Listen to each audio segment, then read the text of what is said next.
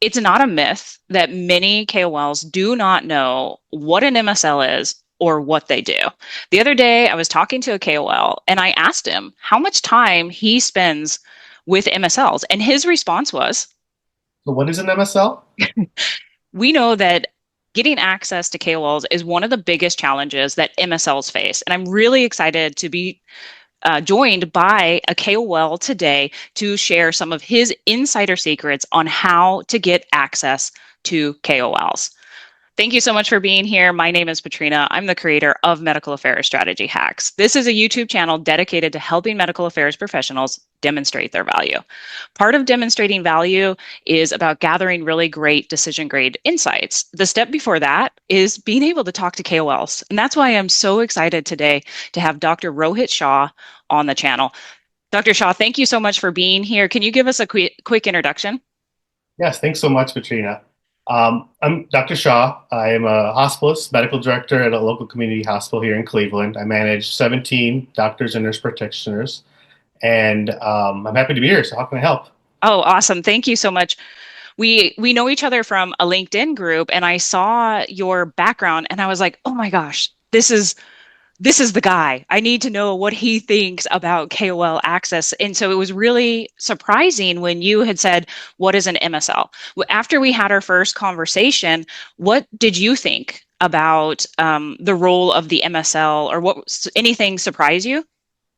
Yeah, I was surprised that an MSO would actually look out for someone like me in an organization. I do manage a small team, but I'm not very high up in our organization, and I would think that they would be looking for someone like a CMO or higher level in a hospital organization. So that surprised me.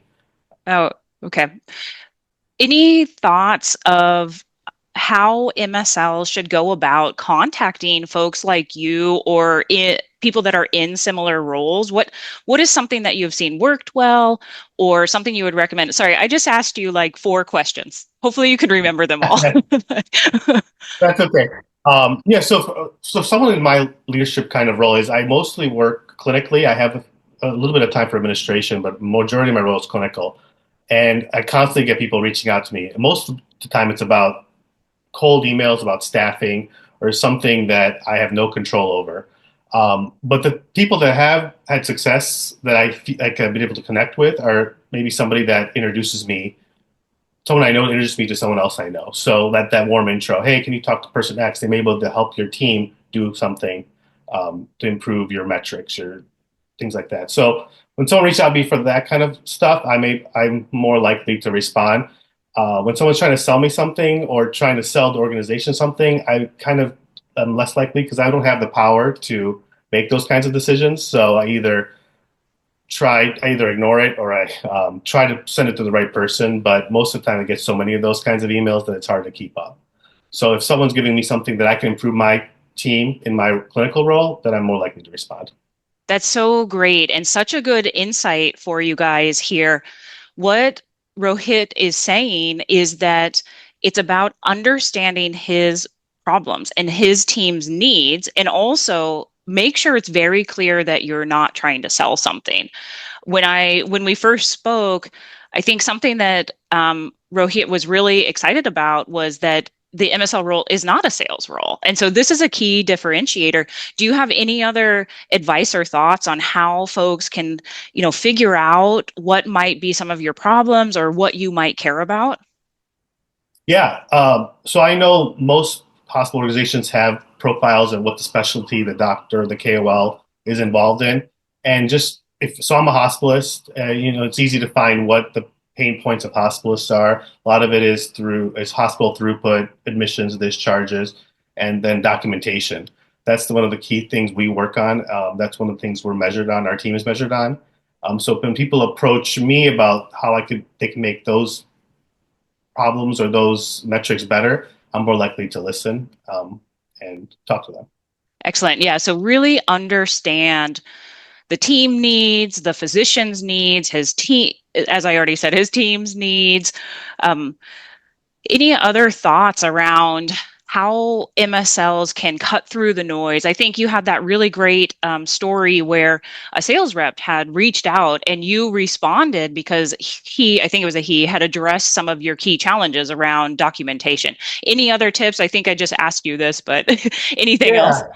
Well, there was a sales rep for I think a documentation company or to improve documentation that reached out to me, and I thought it was interesting because our team is dealing with a lot of how to make our documentation more efficient and more time saving so that we can see for patients and also bill appropriately.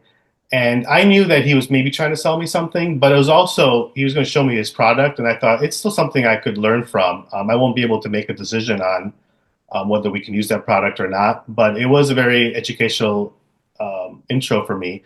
And I was able to refer him to some other people in our organization that are above me, but and I don't know where that went, but it's great to connect with someone, Yeah. outside of our hospital organization, um, that is looking to improve my problem as a clinical doctor. Yeah.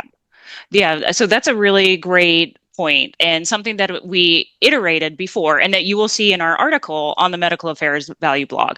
Really make sure that you understand their needs and focus on that. We know that a lot of MSLs tend to go in and try to data dump, and that's not the way to build the connection. So definitely check out the Medical Affairs Value blog for these other insider tips. You'll see things like what Rohit mentioned already around warm introductions. We also have some cool stuff around the fact that doctors don't read emails. Definitely check that out. And Rohit, thank you so much for taking the time and sharing your insider secrets. This is so valuable. Any final words you would like to add? No, thank you. I appreciate being on the show, and I feel that there are a lot of resources that people are looking for, and I'm happy to help any way I can. So, Yeah, definitely reach out on LinkedIn to connect with Dr. Shah. If you found anything in this video useful, please be sure to like and subscribe to the YouTube channel. When you're on the Medical Affairs Value blog, be sure to sign up for the newsletter. I create content like this on a weekly basis and then package it in a nice little Monday morning summary email for you. Thanks again, Rohit, and thanks everybody for listening. thank you.